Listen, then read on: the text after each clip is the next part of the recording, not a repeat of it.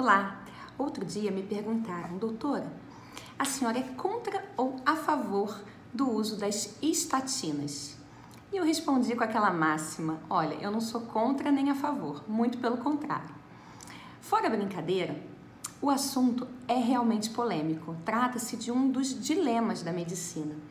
E o motivo pelo qual esse assunto é um pouco problemático é que quando a gente fala em medicina baseada em evidências e a gente vai dar uma olhadinha ali no uso da estatina para pessoas idosas, a gente percebe que não tem muito estudo que realmente corrobora o benefício da estatina para as pessoas idosas.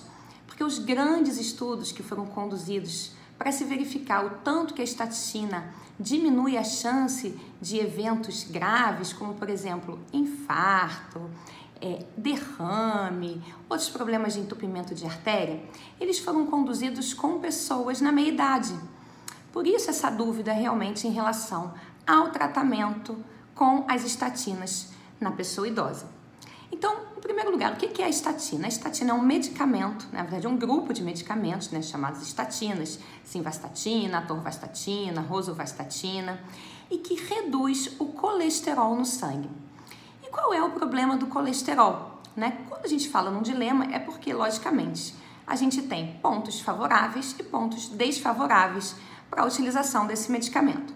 Então, qual é o problema do colesterol? O colesterol em excesso, em algumas pessoas, ele se deposita nas paredes das artérias, seja nas artérias do coração, ou seja, as coronárias, nas artérias, nas carótidas, aqueles vasos grandes que tem aqui que irrigam o cérebro, em pequenos vasos no cérebro, artérias dos membros inferiores, e esse depósito de colesterol vai gerando entupimento dessas artérias.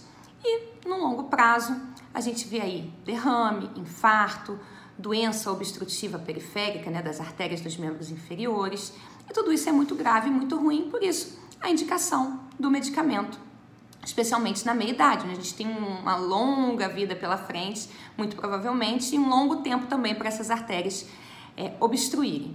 E qual é o problema, então, de se baixar demais o colesterol? Porque o colesterol, ele faz parte da composição do nosso corpo, As nossas células, elas são formadas por lipídios.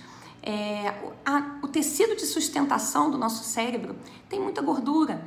Então, quando a gente começa a reduzir demais esse elemento no nosso sangue, que é algo importante para a composição do nosso corpo, a gente pode ter aí algumas disfunções sutis, até mesmo no nosso funcionamento cognitivo. Então, por isso, essa dúvida, quem que eu trato, como eu trato, com que dose eu trato, é uma grande polêmica na medicina. Então, qual é a orientação? Bem, se você está na dúvida se deve ou não tomar esse medicamento que está aí na sua prescrição, conversa com seu médico e procure entender qual é o motivo da prescrição. Então, eu vou colocar aqui 2 exemplos em que eu acho que vale a pena rever a prescrição da estatina.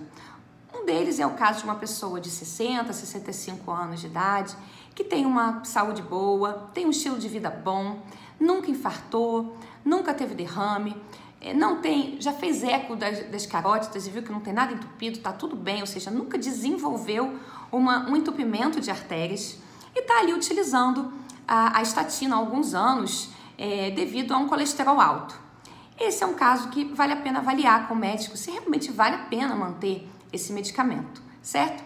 Em outro caso, também no outro extremo, seria também uma pessoa idosa, mas muito idosa, ou com alguma demência, ou com alguma doença grave que diminua bastante a sobrevida, como, por exemplo, um câncer, já num estágio mais avançado. Esse paciente, além de tomar a estatina, utiliza muitos medicamentos, Será que vale a pena manter esse medicamento para reduzir o colesterol neste contexto em que a gente já tem aí uma sobrevida reduzida?